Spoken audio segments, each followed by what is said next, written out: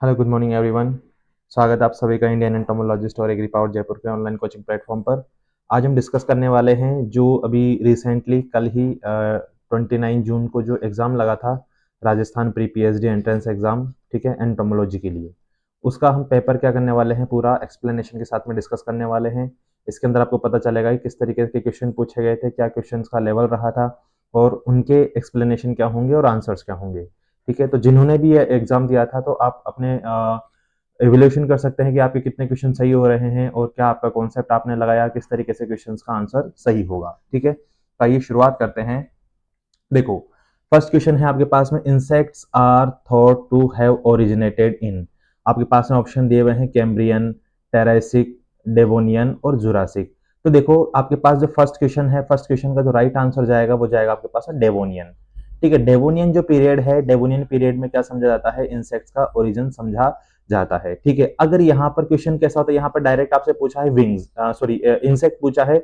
अगर आपसे पूछा जाता विंगलेस, ठीक है, अगर आपसे क्या पूछा था विंगलेस, तो फिर क्या आता आपके पास में, सिलूरियन। ठीक है, बट यहाँ पर ऐसा आपके पास में नहीं पूछा गया, लेकिन ये क्वेश्चन भी कई बार जो है एग्जाम से पूछा जाता है। ठीक है, इसके बाद नेक्स्ट नेक्स्ट है आपके पास में, the study of evolutionary relationship of insect is called.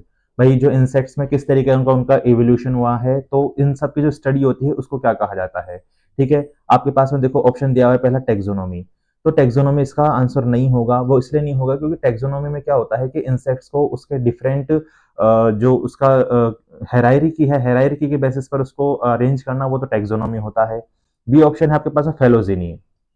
तो ऑब्वियसली फेलोजेनी क्या होगा, इस क्वेश्चन का आपका राइट आंसर होने वाला है। मॉर्फोलॉजी तो उसके आउटर कैरेक्टरिस्टिक्स की जो अपन स्टडी करते हैं वो मॉर्फोलॉजी होता है, जबकि पैलेंटियोलॉजी जो होता है बेसिकली फॉसिल्स की जो स्टडी की जाती है उसको पैलेंटियोलॉजी कहा जाता है। ठीक है, ये इसका क्या होगा, इसका राइट आंसर बी हो जाएगा।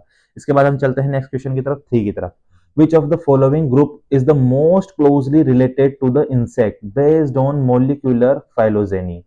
ठीक है, मतलब इनमें से आपके पास में दिया हुआ है कि कौन सा ग्रुप जो है इंसेक्ट्स के सबसे क्लोजली एसोसिएटेड है या रिलेटेड है। ठीक है, आपके पास में ऑप्शन है, फर्स्ट क्रुस्टेशियन, बी है एनालिड्स, सी है मोलस्का और डी है आपके पास में एकाइनोडर्मिट्स। ठीक है, अब हम एक बार बात करते हैं क्रुस्टेशियंस की। तो भाई क्रुस्टेशियंस भी कैसे होते हैं आपके पास में, क्रुस्टेशियंस में भी आउटर कवर जो होता है वो किसका बना होता है, आपके पास में काइटिन का बना होता है। ठीक है, और दूसरी चीज क्या है, क्रुस्टेशियंस भी क्या होते हैं आपके पास में, आर्थ्रोपोड्स होते हैं। ठीक है, इसका मतलब सबसे क्लोजली आपके पास में एसोसिएशन होगा वो इंसेक्ट का किसके साथ में नजर आएगा, क्रुस्टेशियंस के साथ में नजर आता है। इसके बाद है फोर्थ ऑप्शन है, the earliest known insect fossil. ठीक है, रायोन राइनोग्नाथा हिस्टी। ठीक है, राइनोग्नाथा हिस्टी जो है सबसे पहले या सबसे पहली बार खोजा गया क्या था, फॉसिल था। ठीक है, ये कौन से आपके पास में कौन से इलाका है या इसकी आपसे पूछा गया है टाइमलाइन कौन सी है। ठीक है, तो बेसिकली आपके पास में जो उसकी टाइमलाइन रही थी, ऑप्शंस देखो, सिनोजोइक है, प्री कैम्ब्रियन है, मेसोजोइक है और पेलोजोइक है। ठीक है, तो ये आपके पास पेलियोजोइक टाइम पीरियड जो रहा था, इसका क्या हो जाएगा, इसका टाइम पीरियड ये रहा था। ठीक है, इसके बाद है next question, which of the following factor does not contribute to the insect success in diverse habitat. मतलब क्या है, ऐसे कौन से इंसेक्ट्स की एबिलिटी या कौन सा ऐसा फैक्टर है जो इंसेक्ट्स की डाइवर्सिटी या उसके जो हैबिटेट है उसमें उसको सक्सेस बनाने के लिए काम का नहीं है। ठीक है, या जो इंसेक्ट्स का डोमिनेंस है उसमें उसको डोमिनेंट बनाने में हेल्पफुल नहीं है। तो देखो ऑप्शन हम पढ़ते हैं, स्मॉल बॉडी साइज। देखो स्मॉल बॉडी साइज का मतलब कि इंसेक्ट में स्मॉल बॉडी साइज है इसलिए भी डोमिनेंट है। ठीक है, एंडोथर्मिक फिजियोलॉजी, यहां पर देखो आपको मैं बता दूं, यहां पर दिया हुआ है एंडोथर्मिक फिजियोलॉजी। तो ये जो फैक्टर है ये इंसेक्ट में क्या नहीं करता, किसी भी तरीके से कंट्रीब्यूशन नहीं होता है, क्योंकि इंसेक्ट का जो टेम्परेचर है वो कभी भी उसकी बॉडी का टेम्परेचर मेंटेन नहीं रहता है, वो बाहर का जो एनवायरमेंट है उसके साथ में उसका टेम्परेचर चेंज होता रहता है। ठीक है, तो ये क्या हो जाएगा, इसका आपके पास राइट आंसर हो जाएगा। ठीक है, जबकि स्मॉल बॉडी साइज है, उसकी फ्लाइट कैपेबिलिटी है और हाई रिप्रोडक्टिव रेट है, ये तो क्या है उसके कैरेक्टरिस्टिक्स हैं। ठीक है, या हम इनको एक काम करते हैं, इसका जो इसको इस तरीके से समझते हैं, राइट आंसर इसका क्या हो जाएगा, एंडोथर्मिक। ठीक है, यानी कि जो एंडोथर्मिक फिजियोलॉजी है ये किसी भी तरीके से क्या नहीं करती है, कंट्रीब्यूट नहीं करती है, जबकि small small body size insect का एबिलिटी है फ्लाइट भी और हाई रिप्रोडक्टिव रेट भी इंसेक्ट्स की डोमिनेंस की एक एबिलिटी है। ठीक है, इसके बाद चलते हैं हम नेक्स्ट क्वेश्चन की तरफ। In the process of speciation which is the following, which is the following the best describe allopathic species। अब देखो एलोपेट्रिक स्पीशीज क्या होती है, तो देखो सबसे पहले आपके पास में दिया हुआ है species that arise due to the genetic divergence without geographical isolation, ठीक है, ये इसका आंसर नहीं होगा। Species that are isolated by a geographical barrier, ठीक है, लीडिंग टू रिप्रोडक्टिव आइसोलेशंस, ठीक है, इसका आपके पास में जो राइट आंसर होगा वो क्या हो जाएगा, बी हो जाएगा, ठीक है। और देखो आपके पास में मैं एक चीज बता दूं कि ये दो कॉन्सेप्ट है ना, एलोपेट्रिक और सिंपेट्रिक, ये भाई आपको हमेशा पढ़ करके ही जाना है। एलोपेट्रिक और सिंपेट्रिक का आपको क्वेश्चन हमेशा कहीं ना कहीं नजर आ ही जाता है, ठीक है। एलोपेट्रिक का मतलब क्या होना, अलग अलग हो जाना, ठीक है, यानी कि species that are isolated by geographical barrier, कहने का मतलब है ऐसी स्पीशीज जो है वो क्या हो चुकी हैं, किसी ना किसी जियोग्राफिकल फैक्टर की वजह से कैसे हो चुकी है, आइसोलेट हो चुकी है, और उन्होंने क्या कर लिया है, वो रिप्रोडक्टिवली आइसोलेट भी हो चुकी हैं, जियोग्राफिकली भी क्या हो चुकी हैं, आइसोलेट हो चुकी हैं, ठीक है। स्टूडेंट्स से मैं बताना चाहता हूं कि एलोपैट्रिक सिंपैट्रिक इस तरीके की जो कॉन्सेप्ट हैं इनको आप जरूर पढ़ करके जाना, ठीक है। नेक्स्ट है the Linnean system of classification introduced which of the following concept, भाई कार्ल लीनियस जो थे, ठीक है, उन्होंने क्या दिया था आपके पास में, सभी आप लोग जानते हैं कार्ल लीनियस का जो इंपॉर्टेंट नाम आता है वो किसकी वजह से आता है, ऑब्वियसली बाइनोमियल नोमेनक्लेचर की वजह से, क्योंकि उन्होंने ही सबसे पहले क्या दिया था, बाइनोमियल नोमेनक्लेचर दिया था, ठीक है। इसके बाद देखो क्या है आपके पास में, what is the primary purpose of the international code of zoological nomenclature, ठीक है भाई, international code of zoological nomenclature है यानी कि आईसीजेडएन है, उसका मेन पर्पस क्या होता है, तो देखो यहाँ पर हम पढ़ते हैं to establish common names of for all insect species, नहीं ये नहीं होता है, to develop conservation strategy and desert species, ये भी नहीं होता है, to determine the evolutionary relationship of insect species, ये भी नहीं होता है, to regulate the scientific naming and classification of animals, ठीक है, ये क्या होता है, आईसीजेडएन का मेन पर्पस होता है, यानी कि आईसीजेडएन क्या करता है आपके पास में, जो डिफरेंट टाइप के आपके पास में इंसेक्ट स्पीशीज हैं या कोई भी अदरवाइज कोई भी स्पीशीज हो, उनका क्या करना, प्रॉपर तरीके से नेमिंग करना, उनको साइंटिफिक तरीके से अरेंज करना, ठीक है, ये क्या होता है, आईसीजेडएन के काम होते हैं। इसके बाद देखो which of the following order belong to the Entognatha, ठीक है, एंटोग्नाथा मतलब क्या है, ये आपके पास में प्रिमिटिव इंसेक्ट्स ऑर्डर है, ठीक है, जिसमें क्या होता है, माउथ पार्ट्स जो होते हैं in a mouth parts in a sac like structure, ठीक है, ये इसके माउथ पार्ट्स कैसे होते हैं, एक बैग लाइक या सेक लाइक स्ट्रक्चर के अंदर होते हैं, मतलब वो एक्सपोज्ड नहीं होते हैं, ठीक है, और ये मतलब किसमें मिलते हैं आपके पास में, प्रिमिटिव इंसेक्ट्स में मिलते हैं।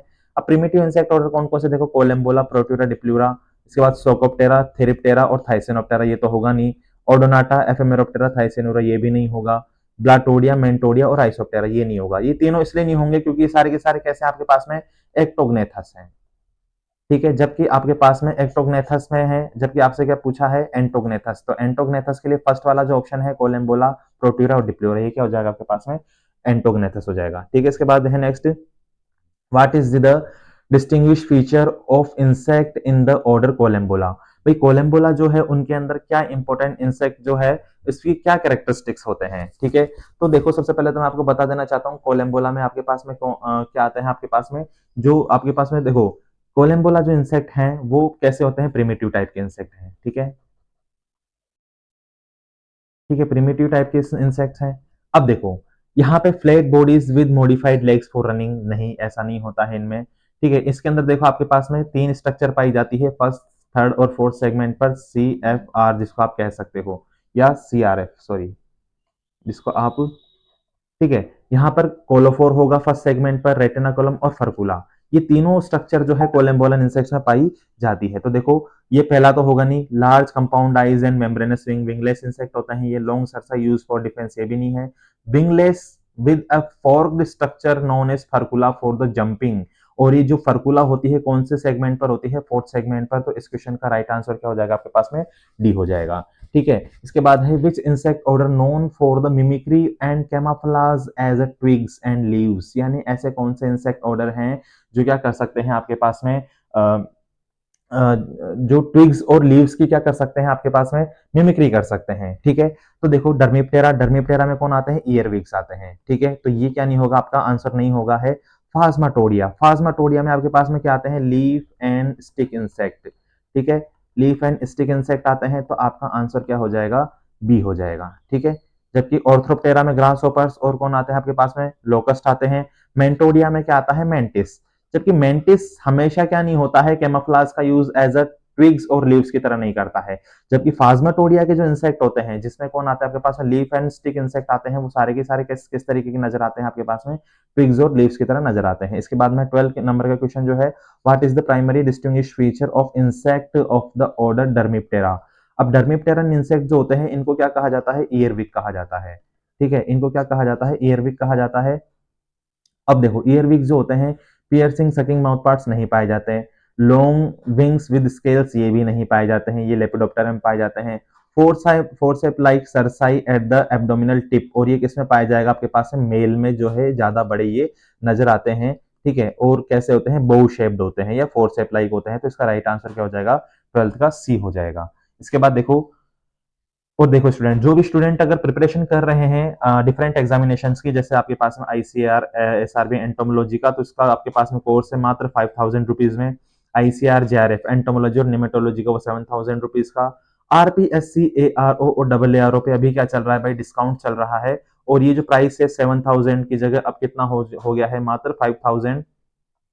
ठीक है, और आपके पास में स्टेट पीएचडी एंट्रेंस एग्जाम का जो है वो है 5000 रुपीज है। ठीक है, और कोर्स की क्वालिटी से देखिए क्या है, रिकॉर्डेड आपके पास में सब्जेक्ट लेक्चर्स मिलेंगे। ठीक है, सिलेबस वाइज, उसके बाद में नोट्स एंड स्टडी मटेरियल आपको हर क्लास का, प्लस आपको panel PDF, plus printable notes भी आपको हर टॉपिक के मिल जाते हैं। इसके अलावा objective questions on every topic, मतलब हर टॉपिक के आपको सिलेबस बेस्ड जो एग्जामिनेशन पॉइंट ऑफ व्यू से ऑब्जेक्टिव क्वेश्चन मिल जाते हैं। इसके अलावा syllabus wise well organise content मिल जाता है। Old paper solution, ARO, double ARO, JRF, SRF जो भी एग्जाम है उनका। इसके अलावा टॉपिक वाइज मॉक टेस्ट और मेजर मॉक टेस्ट भी आपको यहाँ पर पूरे कंप्लीट सिलेबस बेस्ड पर देखने के लिए मिल जाते हैं। इसके लिए आपको करना ही है, एग्री पावर जयपुर का ऑनलाइन कोचिंग प्लेटफॉर्म जो है, एप्लीकेशन डाउनलोड करना है, वहां रजिस्टर कर लेना है, या फिर आप क्या कर सकते हैं, इन दिए गए नंबरों पर हमको संपर्क कर सकते हैं अगर ज्यादा जानकारी लेनी हो तो। ठीक है, इसके बाद हम चलते हैं फिर से हमारे नेक्स्ट क्वेश्चन पर। Which of the following order include parasitic insects such as lice। ठीक है, कौन सा इंसेक्ट ऑर्डर है जिसमें लाइस आती है। लाइस आपके पास में क्या हो सकती है, हेड लाउस हो सकती है। ठीक है, हेड लाइस या इसको हेड लाउस भी कह दिया जाता है। ठीक है, और क्या हो सकती है, बॉडी लाइस या बॉडी लाउस।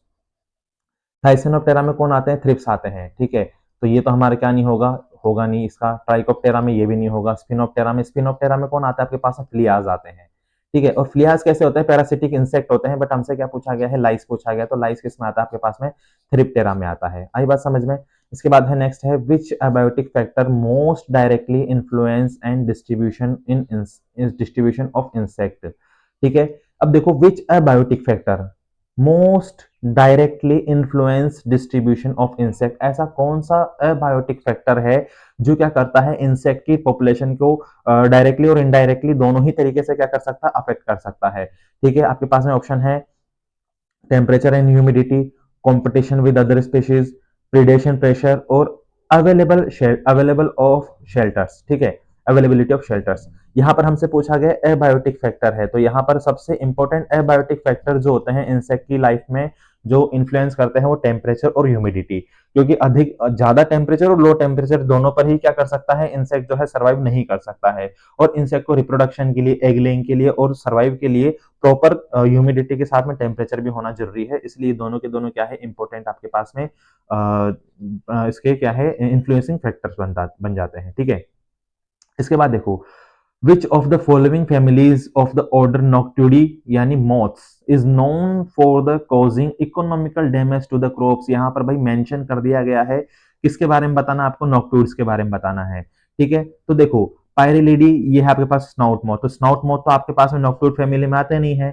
फिर आता है स्पोडोप्टेरा या आर्मी वर्म्स, ये आपके पास में क्या हो जाएगा, इस क्वेश्चन का राइट आंसर हो जाएगा। और स्पोडोप्टेरा लिटूरा जो है आपके, सॉरी, स्पोडोप्टेरा फ्रूगीपर्डा, ये स्पोडोप्टेरा फ्रूगीपर्डा जो है नॉक्टुड फैमिली का इंपॉर्टेंट इंसेक्ट है। इसके अलावा आपके पास में हेलिकोबार्पा आर्मिजेरा आ जाता है। ठीक है, कई सारे ऐसे इंसेक्ट हैं जो बहुत हेवी डैमेज करते हैं। स्पिंजिडी है, ये आपके पास में हॉकमॉथ आ जाते हैं इसमें, ये आपके पास में नॉक्टुड में नहीं आते हैं। पेपिलियोनिडी आपके पास में नहीं आती है। इसका राइट आंसर क्या हो जाएगा आपके पास में, बी हो जाएगा। इसके बाद देखो, नेक्स्ट है आपके पास में, how do the wings of dragonflies and damselflies different in the resting position. अब देखो, यहाँ पर आपने कॉन्सेप्ट अच्छे से पढ़ा होगा तो आपको पता होगा कि डेमसेल फ्लाई और ये ड्रैगन फ्लाइज दोनों ही ओडोनाटा ग्रुप के अंदर आती हैं, या ओडोनाटा इंसेक्ट ऑर्डर में आती हैं, ठीक है। ऑर्डर क्या हो जाएगा इनका, ओडोनाटा हो जाएगा। लेकिन यहाँ पर जो है डेमसेल फ्लाई के जो विंग्स होते हैं ना भाई, ये क्या होते हैं, बॉडी पर फ्लैट, बॉडी पर कैसे रहते हैं, वो फोल्डेड रहते हैं। जबकि ड्रैगन फ्लाइज के विंग्स कभी भी बॉडी के ऊपर फोल्डेड नहीं होते हैं।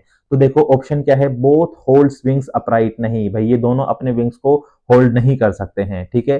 Both hold wing flat over the body, इसमें से ओनली ड्रैगन फ्लाई के ही विंग्स जो होते हैं वो बॉडी के ऊपर फ्लैट रहते, सॉरी, इनमें से ये भी नहीं आएगा, दोनों के ही विंग्स एक साथ एक जैसे बॉडी पर फ्लैट नहीं होते हैं, ठीक है। Dragon flies holds wing out staged while damsel flies holds them together above the body। यही तो मैंने बताया है कि भाई ड्रैगन फ्लाइज के विंग्स जो हैं वो क्या नहीं हो सकते हैं, फोल्ड नहीं हो सकते हैं, वो रेस्टिंग पोजीशन में भी खुले हुए ही रहते हैं। जबकि डैमसेल फ्लाइज के विंग्स जो होते हैं वो रेस्टिंग पोजीशन के अंदर कैसे रहते हैं, वो बॉडी के ऊपर होल्ड हो सकते हैं, या वो अपने विंग्स को समेट सकता है या फोल्ड कर सकता है, ठीक है। इसके बाद देखो, pre harvesting interval for a pesticide refers. देखो प्री हार्वेस्टिंग इंटरवल का क्या मतलब होता है कि जब कभी भी इंसेक्टिसाइड का क्या किया जाता है, स्प्रे किया जाता है, ठीक है। जब कभी भी इंसेक्टिसाइड का स्प्रे किया जाता है तो वो कब किया जाता है, मान लो हार्वेस्टिंग से कितना टाइम पहले किया जाना चाहिए, ताकि हार्वेस्टिंग के टाइम पर उसमें मिनिमम क्या रह सके, इंसेक्टिसाइड का रेजिड्यू रह सके, ठीक है। तो देखो यहाँ पर क्या है आपके पास में options, time required to kill 90% of pest population, नहीं। हार्वेस्टिंग स्टेज पर कभी भी जो है हम पेस्टिसाइड का जो यूज है वो नहीं करते हैं बेसिकली, ठीक है। Time to reach peak residue level, ये भी गलत है।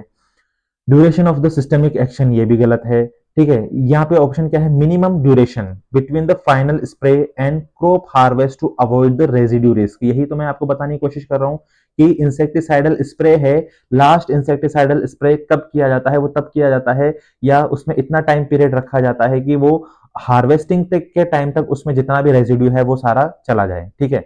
इसके बाद देखो, विच लेपिडोप्टेरन फैमिली इंक्लूड्स द ट्यूटा ऑब्सोल्यूटा, ठीक है। और ये इसको क्या कहा जाता है, इसको कहा जाता है पिनवर्म कहा जाता है। और ये क्या था, टोमेटो का एक क्या है, इंसेक्ट पेस्ट है। और ये कैसा इंसेक्ट पेस्ट है भाई, इन्वेसिव इंसेक्ट पेस्ट है, ठीक है, इन्वेसिव इंसेक्ट पेस्ट है।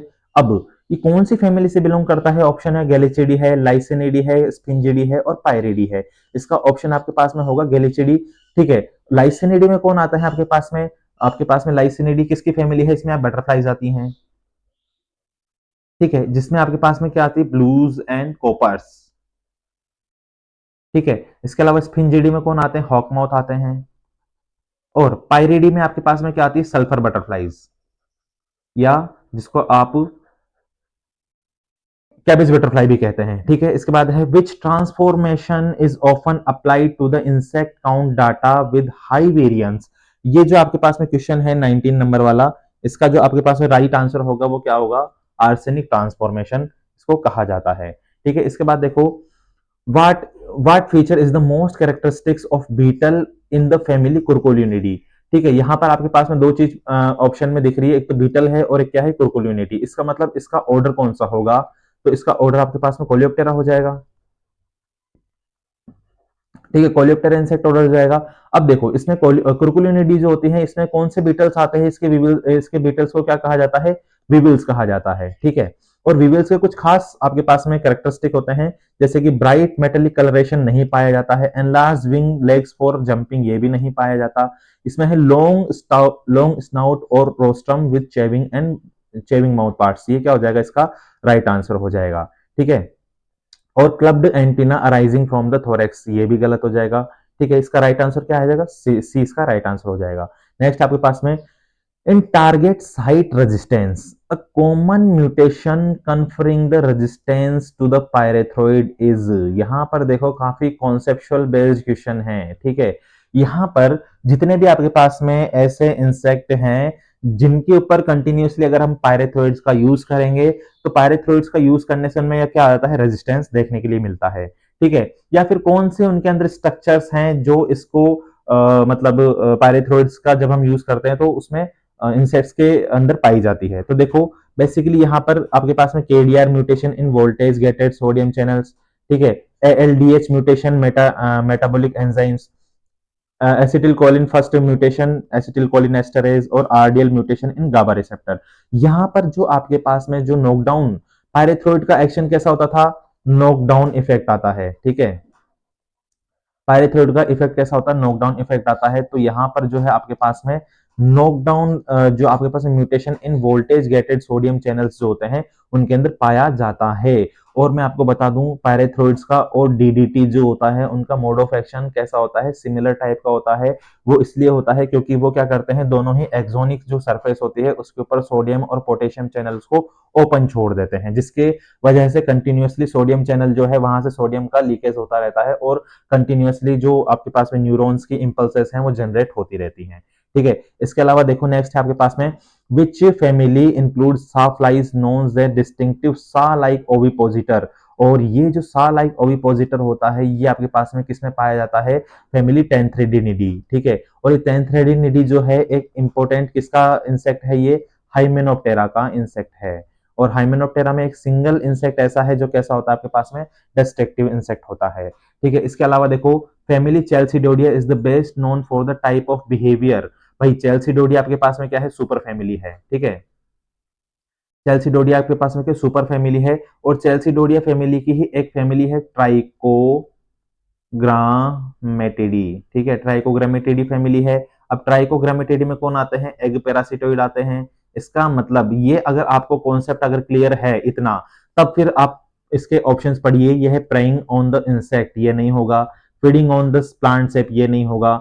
पैरासिटाइजिंग द एग्स और लार्वा ऑफ अदर इंसेक्ट, ये क्या हो जाएगा, इसका राइट आंसर हो जाएगा, क्योंकि हमको पता है कि चेल्सिडोडिया सुपर फैमिली है और इसकी फैमिली ही एक आपके पास में क्या है, ट्राइकोग्रामेटिडी है, जिसमें कौन आते हैं, एग पैरासिटोइड्स आते हैं, ठीक है। इसके बाद देखो इसका आंसर सी हो जाएगा। इसके बाद है which of the following is not chitin synthesis inhibitor. यहाँ पर जो काइटिन सिंथेसिस इनहिबिटर कौन सा नहीं है, ठीक है, ल्यूफेन्यूरोन ये तो है, ठीक है, नोवाल्यूरोन ये भी है, डाइफ्लोबेंजुरोन ये भी है, मेथोप्रेने, मेथोप्रेने आपके पास में काइटिन सिंथेसिस इनहिबिटर नहीं होता। ये आपके पास में कौन सा किस तरीके का हार्मोन है, यह जुवेनाइल हार्मोन है, ठीक है। इस तरीके से आपको ये पता चल जाएगा। ये और जुवेनाइल भी कैसा है, ये सिंथेटिक है, ठीक है, जिसका यूज करके क्या किया जा सकता है, इंसेक्ट्स को मैनेज किया जाता है। और बेसिकली मेथोप्रेने जो होता है किसके लिए यूज लेते हैं, ये मॉस्किटोज के लिए यूज लिया जाता है, ठीक है, मॉस्किटोज के लिए इसको यूज लेते हैं। इसके बाद में है RNA interference technology in the pest management involves.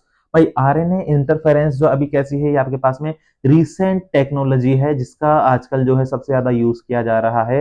काफी अच्छा क्वेश्चन है, काफी लेटेस्ट क्वेश्चन ये यहाँ पे आपको पूछा गया है, ठीक है। अब आरएनए इंटरफेरेंस में क्या किया जाता है, देखो फर्स्ट आपके पास में इंसेक्ट हार्मोन डिस्ट्रप्शन ये नहीं किया जाता इससे, ठीक है।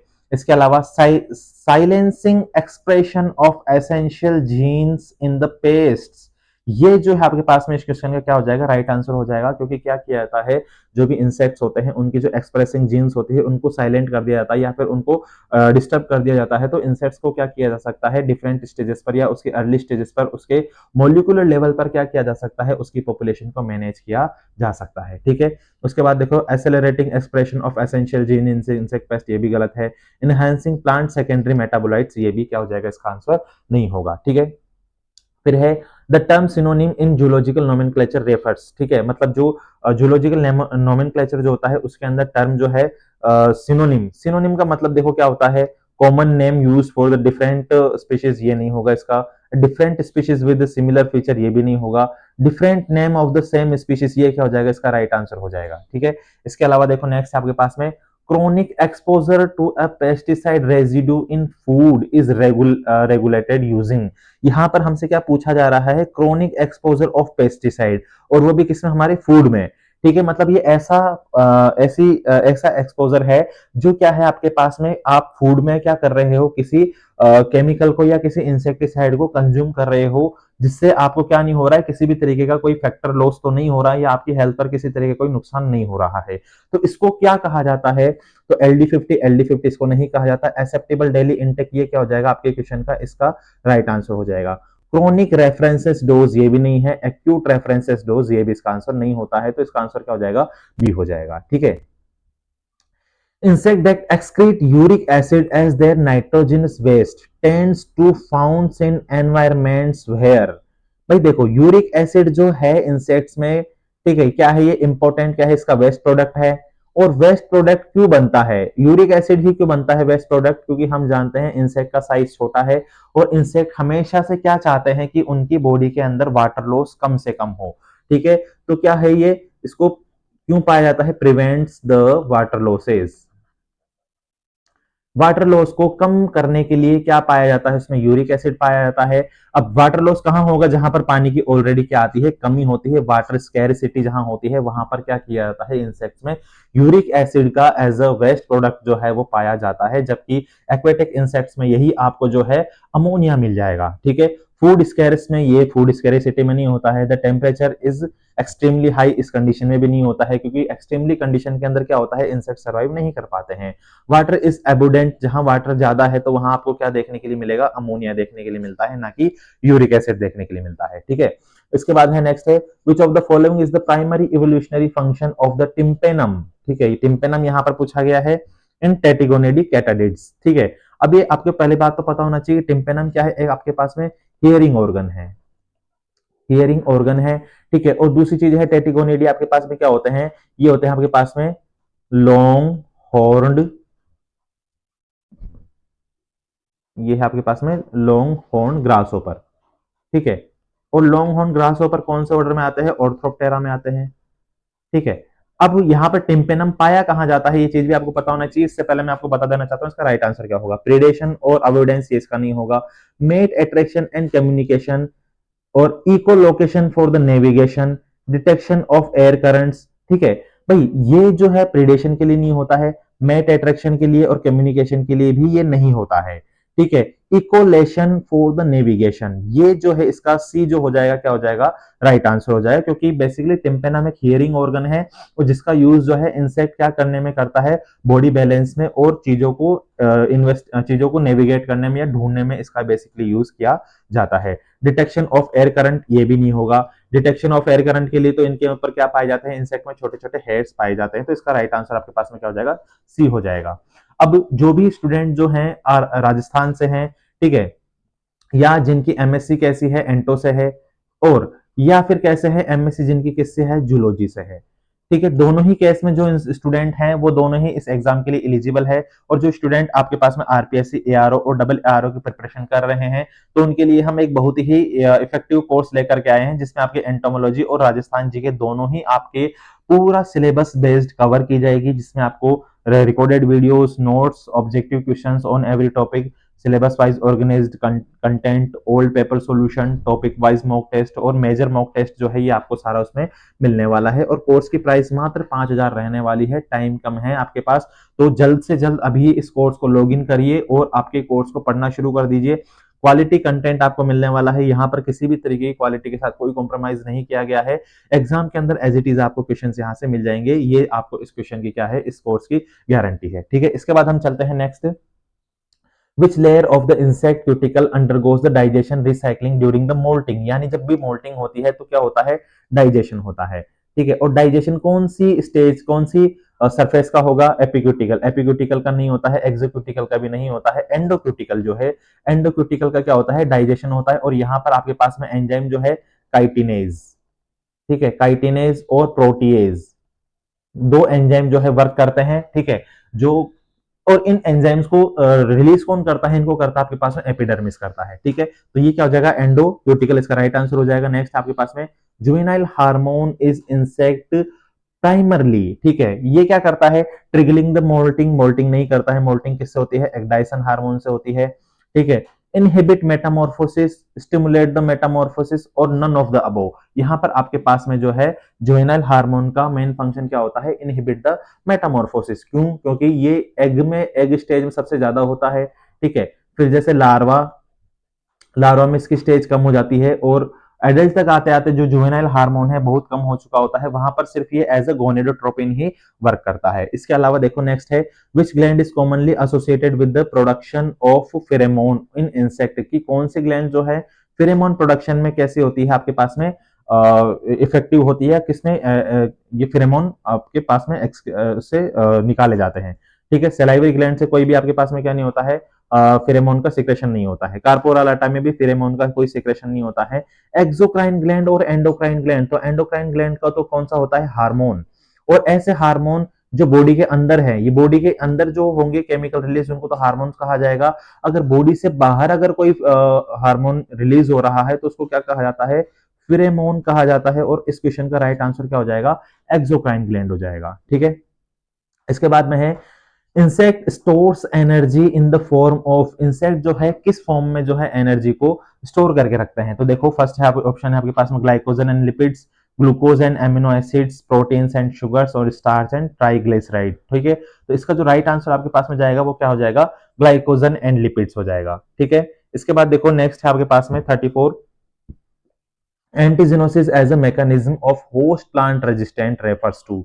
एंटीजिनोसिस जो है, एंटीजिनोसिस को ही क्या कहा जाता है, दूसरा नाम क्या है, नॉन प्रेफरेंस। ठीक है, एंटीजिनोसिस क्या ही है, दूसरा नाम नॉन प्रेफरेंस है। अब प्रेफर कैसे नहीं हो पाएगा, तो देखो plant rates caused insect mortality upon the feeding, ये जो है फर्स्ट ऑप्शन ये किस में आ जाता है आपके पास में, एंटीबायोसिस में आता है। ठीक है, ये एंटीबायोसिस हो जाता है। Plant rates that deter insect feeding और ओविपोजिशन। ठीक है, यही तो क्या है, नॉन प्रेफरेंस है। भाई इंसेक्ट जहां पर क्या नहीं कर पाएगा, प्रॉपर तरीके से फीड ही नहीं कर पाएगा, जहां प्रॉपर तरीके से वो क्या नहीं कर पाएगा, ओविपोजिशन ही नहीं कर पाएगा। क्यों नहीं कर पाएगा, क्योंकि वहां पर हो सकता है ट्राइकॉम्स हो, ठीक है, वहां पर हो सकता है कुछ ग्लैंडुलर सिक्रेशंस हो, वहां पर हो सकता है कि प्लांट की जो कुछ मॉर्फोलॉजिकल कैरेक्टर्स की वजह से क्या नहीं हो पाता है, प्लांट वहां पर ज्यादा लंबे टाइम तक सर्वाइव फीडिंग और ओविपोजिशन नहीं कर पाता है। ठीक है, ये क्या हो जाएगा आपके पास में, एंटीजिनोसिस का टाइप हो जाएगा। Plant rates promotes insect growth और डेवलपमेंट, ये भी नहीं होगा, ये किस में आता है, टॉलरेंस में आ जाता है आपके पास में। Plant rates attract the insect natural enemy. ठीक है, ये ट्राइट्रॉफिक इंट्रैक्शन होता है। ठीक है, ये कौन सा इंट्रैक्शन होता है, ट्राइट्रॉफिक इंट्रैक्शन इंसेक्ट्स में देखा जाता है। ठीक है, सॉरी, इंसेक्ट प्लांट और जो उसके नेचुरल एनिमी है, इन तीनों के बीच का जो इंट्रैक्शन होता है वो ट्राइट्रॉफिक इंट्रैक्शन होता है। इस क्वेश्चन का आपके पास में राइट आंसर होगा वो बी हो जाएगा। इसके बाद देखो नेक्स्ट है, which of the following is not function of haemolymph in insect, की कौन सा जो है हीमोलिम्फ का मेन फंक्शन नहीं है। ठीक है, ट्रांसपोर्टिंग न्यूट्रिएंट्स, तो न्यूट्रिएंट्स का तो ट्रांसपोर्ट करता है। सर्कुलेटिंग द हार्मोन्स, तो हार्मोन्स का भी सर्कुलेशन करता है। और फाइटिंग इन्फेक्शन भी, क्योंकि इन्फेक्शन से भी फाइट करता है, क्योंकि उसमें क्या पाया जाता है आपके पास में, हिमोसाइट्स पाई जाती है। ट्रांसपोर्ट ऑफ ऑक्सीजन, तो ट्रांसपोर्ट जो होता है ऑक्सीजन का वो नहीं पाया जाता, और इससे क्या हो जाएगा आपके इस क्वेश्चन का राइट आंसर कौन सा हो जाएगा, डी हो जाएगा। क्यों नहीं करता है ऑक्सीजन का ट्रांसपोर्ट, इसलिए नहीं हो सकता क्योंकि इसमें क्या होती है, आरबीसी एब्सेंट होती है, प्लस इसके साथ जो है हीमोग्लोबिन भी एब्सेंट होता है। और हीमोग्लोबिन ही किसमें इंपॉर्टेंट होता है, ऑक्सीजन के बाइंड अप के लिए रेस्पॉन्सिबल होता है। और हीमोग्लोबिन जो होता है इंसेक्ट्स में वो कैसा होता है, एब्सेंट होता है, इसलिए इंसेक्ट्स का ब्लड क्या नहीं करता है, ऑक्सीजन को ट्रांसपोर्ट नहीं करता है। इसके बाद देखो the insect circulatory system haemolymph flows. ठीक है, मतलब जो इंसेक्ट का आपके पास में सर्कुलेटरी सिस्टम है उसमें जो हीमोलिम्फ का फ्लो है वो किस तरीके से कहां से कहां होता है। ठीक है, तो देखो through a series of blood vessels that connected to the herds of the body part. तो यहाँ पर पहली ही चीज क्या है, यहाँ पर इंसेक्ट में क्या नहीं पाई जाती है, ब्लड वेसल्स नहीं पाई जाती है, तो ये तो आपका क्या नहीं होगा, आंसर होगा नहीं। ठीक है, इसके बाद क्या है, only through the heart and brain through the entire body cavity without a fixed pathway. ठीक है, और क्या है, through the digestive system for the nutrients and absorption. In insect circulatory system haemolymph flows. ठीक है, तो ये कहां होता है भाई, only through heart and brain. ये क्या नहीं होगा इसका, ये इसका राइट आंसर नहीं होगा, इसका जो राइट आंसर होगा आपके पास में सी वाला होगा, क्योंकि इंसेक्ट में कैसा होता है, ओपन टाइप का होता है। ठीक है, ओपन टाइप का होता है, और ओपन टाइप के उसमें आपके जो ब्लड है पूरे उसमें फ्लो करता रहता है। ठीक है, और इसके बाद में in many insect male transfer sperm to the female using structure is called. भाई देखो मेल्स में ऐसी कौन सी स्ट्रक्चर पाई जाती है जिसमें वो क्या करते हैं, फीमेल की बॉडी में स्पर्म को क्या करते हैं, इंजेक्ट करते हैं। स्पर्मेटोफोर, स्पर्मेटोजोन्स, टेस्टिस और ओविपोजिटर। तो यहां पर देखो आपके पास में राइट आंसर वो क्या हो जाएगा, स्पर्मेटोफोर हो जाता है। ठीक है, इसके बाद जो नेक्स्ट है द organ ऑफ रिबागा। ठीक है, the organ of Ribaga in female bed bugs is involve in, कि जो फीमेल बेड बग्स जो होती हैं उनके अंदर एक ऑर्गन पाया जाता है। ठीक है, फोर्थ सेगमेंट पर पाया जाता है ये, जिसका मेन फंक्शन क्या होता है, ब्लड डाइजेशन का नहीं होता है, एग डेवलपमेंट का ये भी नहीं होता है, रिसीविंग द स्पर्म। ठीक है, ऑर्गन ऑफ रिबागा आपके पास में किसमें, फीमेल से पाया जाता है, जिसका मेन फंक्शन क्या होता है, स्पर्म्स को रिसीव करने का काम होता है। ठीक है, इस नेक्स्ट है, in honeybees unfertilised eggs develop into the male drones, this type of parthenogenesis is called. भाई देखो, आप सभी को पता है कि जो हनीबीज होती हैं, हनीबीज के अंदर जो ड्रोन डेवलप होता है वो कैसा होता है, अनफर्टिलाइज्ड, या हम इसको कह सकते हैं हैप्लॉइड। ठीक है, हैप्लॉइड मतलब ये कैसा है, आपके पास एन है, सिंगल एन स्ट्रक्चर है। तो इस टाइप का जो पार्थेनोजेनेसिस होता है इसको कहा जाता है एरहेनोटोकी कहा जाता है। ठीक है, जिसमें अब नेक्स्ट है आपके पास में, which of the following is the best describe role of the sympathetic nervous system. देखो भाई, क्वेश्चन का पेपर जो है, क्वेश्चन पेपर का लेवल बहुत अच्छा है, क्योंकि यहाँ पर आपको बिल्कुल कॉन्सेप्ट वाले क्वेश्चन पूछे गए हैं। जो आप सोचते हो इतने दिन से कि भाई मॉर्फोलॉजी फिजियोलॉजी से क्वेश्चन नहीं आते हैं, तो भाई आते हैं क्वेश्चन। और जब भी क्वेश्चन आएगा बहुत कॉन्सेप्ट वाला क्वेश्चन आएगा, और आपको अगर ढंग से नहीं पढ़ा है तो आप क्वेश्चन गलत हो सकते हैं। यहाँ पर हम देखते हैं कि which of the following is the best describe to the role of sympathetic nervous system. Sympathetic nervous system का मेन फंक्शन क्या होता है, it control voluntary muscles movement such as a flight. ये इसमें फ्लाइट का इसमें कोई रोल नहीं होता है। It coordinates the contraction of skeletal muscles during the locomotion, ये भी इसका मेन फंक्शन नहीं है। It responsible the sensory processing and response to the environmental stimuli, ये भी इसका काम नहीं होता है। ये किसका काम होता है, ये होता है सेंट्रल नर्वस सिस्टम का। ठीक है, it regulates unconscious bodily function like digestion and heart rate. ठीक है भाई, ये जो आपके पास में होता है डी आपके पास में क्या हो जाएगा, इसका राइट आंसर हो जाएगा। ठीक है, इसके बाद देखो नेक्स्ट आपके पास में, in insect nerve impulse are transmitted along neuron through. भाई देखो, यहां पर दो चीजें हैं, जब कभी भी आप इंसेक्ट का नर्वस सिस्टम पढ़ोगे तो उसको अच्छे से हर एक एक चीज लाइन को पढ़ना है। यहां पर देखो पूछा है नर्व इंपल्स पूछा है, वो भी किसमें, न्यूरॉन के अंदर। ठीक है, अब न्यूरॉन भी है, न्यूरॉन के भी आपके पास में दो स्ट्रक्चर होती है, एक तो लॉन्ग एक्सिस होता है जिसको न्यूरॉन कहा जाता है, और उसकी होती है मेन बॉडी, जहां पर आपके पास में क्या होता है, डेंड्राइट्स प्रेजेंट होते हैं। ठीक है, अब यहाँ पर पूछा है न्यूरॉन में किस तरीके का होगा, यहाँ पर जो सिग्नल जो होंगे, इंपल्स किस तरीके की होगी, केमिकल्स। ठीक है, केमिकल्स नहीं होगा, वो केमिकल जो होता है वो कहाँ होता है, सिनेप्स पर होता है। ठीक है, सिनेप्सिस क्लेफ्ट जो होता है वहां पर आपके पास में क्या होता है, केमिकल ट्रांसफॉर्मेशन होता है, मैकेनिकल सिग्नलिंग नहीं होती है। ठीक है, जो इसका राइट आंसर होगा वो क्या होगा, इलेक्ट्रिकल सिग्नल होंगे। इलेक्ट्रिकल सिग्नल किस तरीके से जनरेट होते हैं, सोडियम और पोटेशियम जो चैनल होता है उसके फ्लो की वजह से क्या होते हैं, इलेक्ट्रिकल सिग्नल्स जनरेट होते हैं। इसके बाद देखो, which part of the neuron is responsible for the receiving nerve impulse from the other neuron। यही चीज मैंने बोला था कि भाई एक न्यूरॉन से नर्व इंपल्स दूसरे न्यूरॉन में जब जाता है तो किसके थ्रू वो उसको कौन रिसीव करता है, तो एक्सोन जो है, ये एक्सोन नहीं होगा इसका राइट आंसर, क्योंकि काफी सारे स्टूडेंट्स हो पहला ही आंसर एक्सोन है तो एक्सोन लगा देते हैं। जी भाई नहीं, एक्सोन में तो इलेक्ट्रिकल क्या होता है आपके पास में, उसका कंडक्शन होता है इंपल्स का, लेकिन ये इलेक्ट्रिकल कंडक्शन जैसे ही डेंड्राइट्स पे पहुंचता है तो वो फिर क्या करता है, एक केमिकल रिएक्शन को केमिकल रिएक्शन को क्या कर देता है, स्टिमुलेट कर देता है, जहां पर आपके पास में कैल्शियम जो आयंस होते हैं वो इंपॉर्टेंट रोल प्ले करते हैं, क्योंकि वहां पर आपके पास में न्यूरोट्रांसमीटर्स की वेसिकल्स पाई जाती हैं, उनकी वजह से केमिकल चेंजेस की वजह से ही आपके जो सिनेप्स होता है, ठीक है, और सिनेप्स कहाँ होता है, दो न्यूरॉन्स के बीच में जो डेंड्राइट्स होते हैं, उन डेंड्राइट्स के बीच की जो खाली जगह होती है वहां पर ये पाए जाते हैं। तो यहाँ पर इसका राइट आंसर क्या हो जाएगा, डेंड्राइट्स हो जाएगा। ठीक है, आई बात समझ में।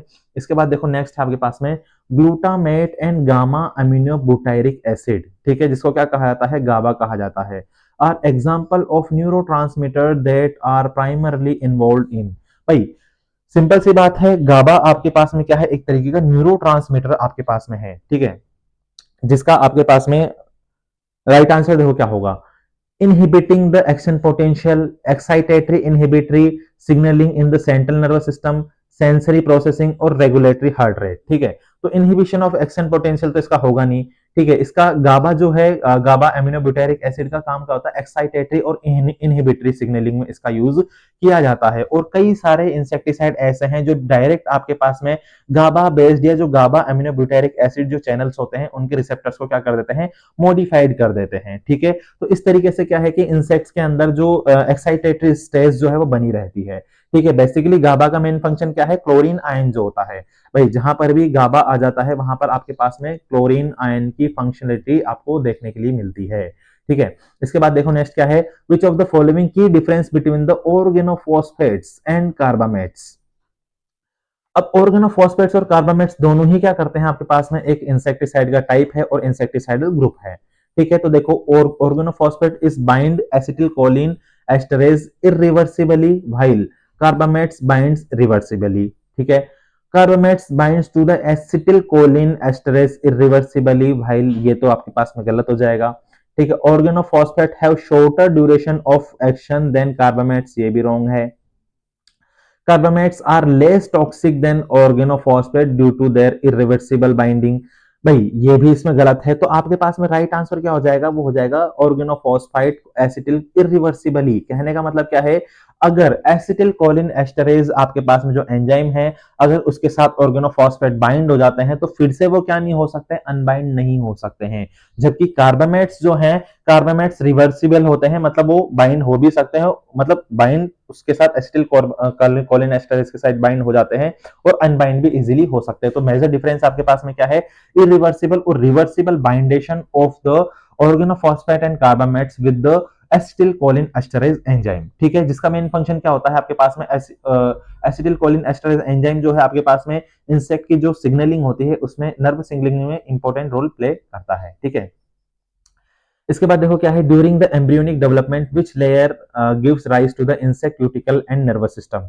ठीक है, कौन सी आपके पास में जो एम्ब्रियोनिक डेवलपमेंट है, या कौन से आपके पास में नर्व आप कौन सी आपके पास एम्ब्रियोनिक जर्म लेयर है, जिसकी वजह से कौन कौन डेवलप होता है, इंसेक्ट की क्यूटिकल और नर्वस सिस्टम डेवलप होता है। तो बेसिकली सिंपल सी बात है, जहां पर भी क्यूटिकल आ जाती है तो वो क्या हो जाएगा आपके पास में, एक्टोडर्मल ओरिजिन का हो जाता है। ठीक है, इसके बाद देखो, which part of the insect egg first give rise to the developing embryo, कि भाई जब भी इंसेक्ट का डेवलप जो एग के अंदर या एम्ब्रियो में डेवलपमेंट होता है तो सबसे पहले क्या चीज बनती है। ठीक है, तो सबसे पहले देखो क्या बनेगा, सिरोसा नहीं बनता है, जर्म बैंड। सबसे पहले जो एम्ब्रियोनिक डेवलपमेंट होता है तो वहां पर क्या बनता है, जर्म बैंड बनता है। ठीक है, इसके बाद नेक्स्ट क्वेश्चन हम चलते हैं, what is the function of the prothoracic gland in the larva. ठीक है, लार्वा जो है, लार्वा के अंदर प्रोथोरेसिक ग्लैंड जो होती है उसका मेन फंक्शन क्या होता है। ठीक है, जिसमें है प्रोड्यूस जुवेनाइल हार्मोन, तो जुवेनाइल हार्मोन कौन प्रोड्यूस करता है, कार्पोरा अलाटा। ठीक है, कार्पोरा अलाटा करता है, तो इसका मतलब ये तो आपका क्या नहीं है, इसका राइट आंसर नहीं है। इसके बाद में सीक्रेट फोटो प्रोथोरेसिकोट्रोपिक हार्मोन। ठीक है, स्टोर फैट सीक्रेट एक्डाइसोन। अब देखो यहाँ पे प्रोथोरेसिकोट्रोपिक हार्मोन जो है, जिसको क्या कहा था, पीटीटीएच, ये कहां से होता है आपके पास में, न्यूरो सीक्रेटरी सेल्स। ठीक है, ये कहां से रिलीज होता है, न्यूरो सेक्रेटरी सेल्स, और ये कहां होता है, ब्रेन में। ठीक है, इसलिए ये भी आपके क्या नहीं होगा, राइट आंसर नहीं होगा। ठीक है, स्टोर फैट, फैट स्टोर करने का काम नहीं होता, इसका मेन फंक्शन क्या होता है, सीक्रेशन ऑफ द एग्डाइसन। ठीक है, तो एग्डाइसन जो है, एग्डाइसन हार्मोन क्या होता है आपके पास में, ये मोल्टिंग हार्मोन होता है। ठीक है, ये कैसा हार्मोन है भाई, मोल्टिंग हार्मोन है। आई बात समझ में। इसके बाद है नेक्स्ट है, what is the primary role of the hormone bursicon in the insect development. भाई बर्सिकन हार्मोन जो होता है इसका मेन फंक्शन क्या होता है, तो देखो, इनिशिएट द मोल्टिंग नहीं, इनिशिएट द मोल्टिंग, मोल्टिंग का काम तो किसका होता था, एग्डाइसन हार्मोन का होता था। ठीक है, ये तो नहीं होगा इसका। कंट्रोल द मेटामॉर्फोसिस टाइमिंगली, ये भी नहीं होगा, ये भी मोल्टिंग हार्मोन की वजह से होता है।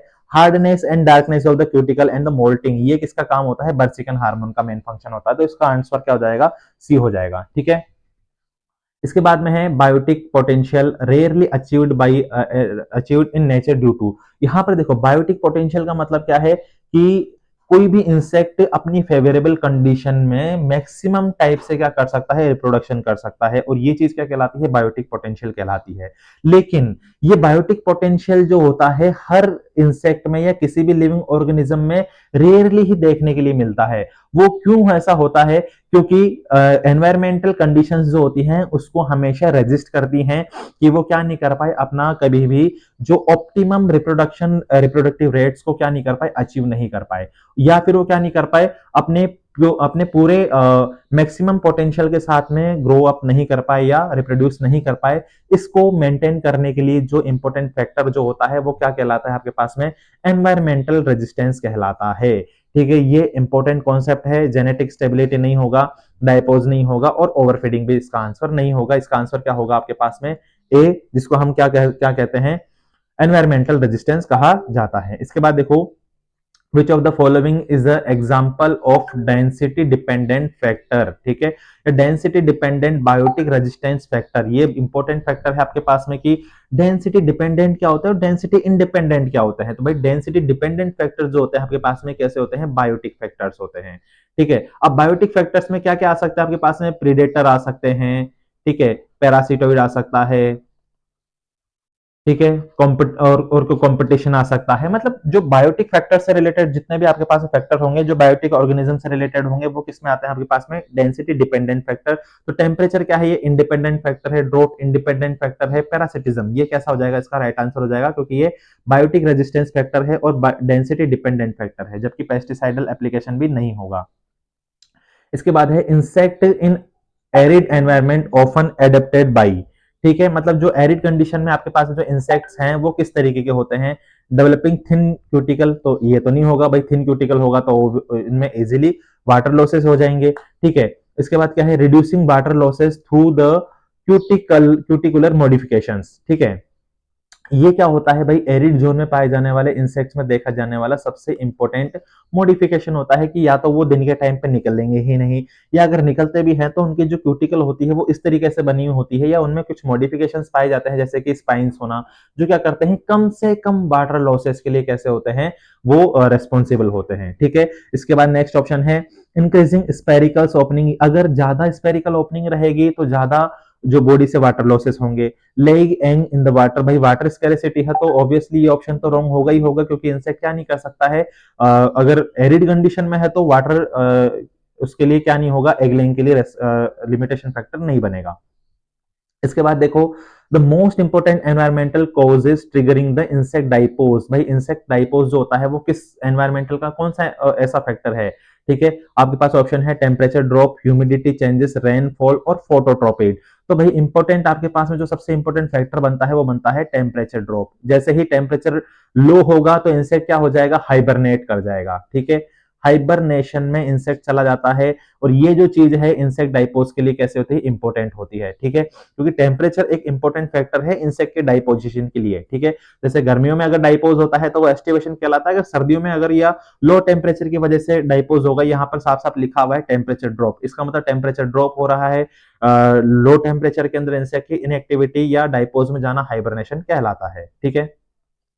इसके बाद है probit analysis is used in the entomology to, ठीक है, कि प्रोबेट एनालिसिस किस लिए किया जाता है, ठीक है, कंपेयर डेवलपमेंट स्टेजेस नहीं, estimate the LC50 and LD50 इन बायो एसे, ये क्या है बिल्कुल सही हो जाएगा और ये किसने दिया था, फिन्ने ने दिया था, ठीक है। ये कॉन्सेप्ट किसने दिया था, फिन्ने ने दिया था 1937 में दिया था, ठीक है, बायो एसे। और इसके लिए आपके पास में किसका यूज किया जाता है, बेसिकली पोर्टर्स टावर का यूज किया जाता है। ये भी आपको चीज जो है कई बार एग्जाम में पूछ ली जाती है। Diapause differ from the quiescence in that diapause, कहने का मतलब है कि दो स्टेजेस है आपके पास में, एक तो होती है डाइपोज और एक कहते हैं क्वीसेंसेंस, ठीक है। अब देखो ये एक दूसरे से किस तरीके से मेजरली डिफरेंट होती हैं। तो देखो यहाँ पर आपके पास में जो है trigger by the humidity, humidity इसको ट्रिगर नहीं करता है, ठीक है, शॉर्ट टर्म एंड रिवर्सिबल, ठीक है, endogenously controlled by anticipatory, dependent सोलिली on immediate environmental changes. तो यहां पर जो है भाई आपके राइट आंसर जो होगा वो क्या होगा, शॉर्ट टर्म एंड रिवर्सिबल। कहने का मतलब है जो क्विसेंस जो होता है ना, क्विसेंस कैसी कंडीशन होती है, ये रिवर्सिबल होती है, ठीक है। और ये एनवायरमेंटल, ठीक है, या जो एडवर्स कंडीशन है उसके लिए कैसे होती है, ये रेस्पॉन्सिबल होती है, यानी कि जिस स्टेज में इंसेक्ट क्विसेंस में जाता है उसी स्टेज में वो क्या हो सकता है, वापस आ सकता है। लेकिन जिस स्टेज में इंसेक्ट में डाइपोज होता है तो स्टेज बाद में चेंज हो जाती है, जैसे लार्वल डाइपोज होगा तो फिर वो किस में चेंज हो जाएगा, प्यूपा में चेंज हो जाएगा, प्यूपल डाइपोज होगा तो वो किस में चेंज हो जाएगा, इसमें एडल्ट में चेंज हो जाता है, ठीक है। इसलिए इसका जो राइट आंसर क्या होगा, शॉर्ट टर्म और रिवर्सिबल होगा। इसके बाद में है which of the following insect is known to the exhibit embryonic diapause, तो किसमें एम्ब्रियोनिक डाइपोज जो है आपके पास में देखा जाता है, mulberry, silkworm, pink bollworm, pink bollworm में लार्वल डाइपोज होता है, ठीक है। और यही आपके पास में कैसी होती है, डबल सीड स्टेज होती है, ठीक है, लेमन बटरफ्लाई में नहीं होता है, लेडी बर्ड बीटल में भी नहीं होता है। इसका राइट आंसर क्या हो जाएगा? मलबेरी सिल्कवर्म हो जाएगा। इसके बाद parasitoid like wasp that lays eggs inside the caterpillar are considered as जो वास्प जो होते हैं वो क्या करते हैं, किसी कैटरपिलर में अपने एग लेइंग करते हैं। इसको क्या कहा जाता है? डिकम्पोजर्स नहीं कहा जाएगा, प्राइमरी प्रोड्यूसर्स भी नहीं कहा जाता है, टर्शरी कंज्यूमर्स। ठीक है, ये क्या हो जाएंगे आपके पास में? टर्शरी कंज्यूमर्स होते हैं, ओमनिवोरस ये नहीं होते हैं। इसके बाद देखो, which morphological traits most commonly used for the differentiate between the solitary and gregarious phase of Schistosera gregaria? ठीक है, यहां पर ऐसी कौन सी आपके पास में मेजर डिफरेंस है जिससे आप पता कर सकते हो कि सोलिटरी फेज, ठीक है, और आपके पास में कौन सी फेज है? Gregarious phase. तो बेसिकली देखो क्या क्या है, लेंथ ऑफ ओविपोजिटर ये कोई मेजर डिफरेंस नहीं होता है, विंग वेनेशन पैटर्न भी इसका मेजर डिफरेंस नहीं है क्योंकि वो सिमिलर से ही होते हैं। नंबर ऑफ एंटेनल सेगमेंट ये भी नहीं है ज्यादा बड़ा डिफरेंस। बड़ा डिफरेंस क्या है? मेजरली आई साइज और कलरेशन। ठीक है, बेसिकली जो आपके पास सोलिटरी फेज होती है, सोलिटरी फेज डल कलर की या ब्राउन कलर की होती है, जबकि ग्रिगेरियस फेज जो होती है वो कैसी होती है? येलो कलर की होती है। ठीक है, वो आपके पास ब्राइट येलो या लाइट येलो कलर की आपके पास में होती है, जबकि ग्रिगेरियस फेज जो होता, सॉरी, सोलिटरी फेज जो होती है ब्राउनिश कलर की होती है, डल कलर की होती है। ठीक है, मेजर डिफरेंस आपके इसमें देखा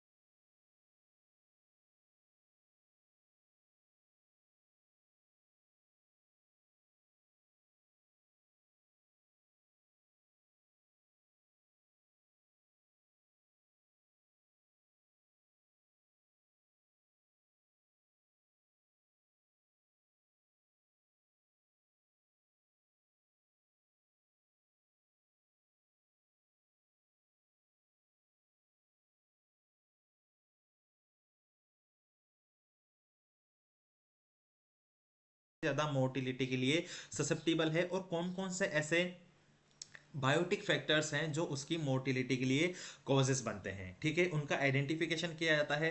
अगर स्टेज स्पेसिफिक लाइफ टेबल है तो उसके अंदर क्या किया जाएगा, जो आपके पास में डिफरेंट एनवायरनमेंट के अंदर पाए जाने वाले इंडिजिनस उस पर्टिकुलर लैंड एरिया में जो नेचुरल एनिमीज है उनको आइडेंटिफाई किया जाता है, और उनको फिर आईपीएम प्रोग्राम के अंदर क्या किया जाता है, शामिल किया जाता है। उनका मास मल्टीप्लिकेशन जो टेक्निक्स हैं उनको डेवलप किया जाता है। इस तरीके से लाइफ टेबल की स्टडीज करके इंडिजिनस नेचुरल एनिमीज को आइडेंटिफाई किया जाता है। इसके बाद देखो टाइप थ्री।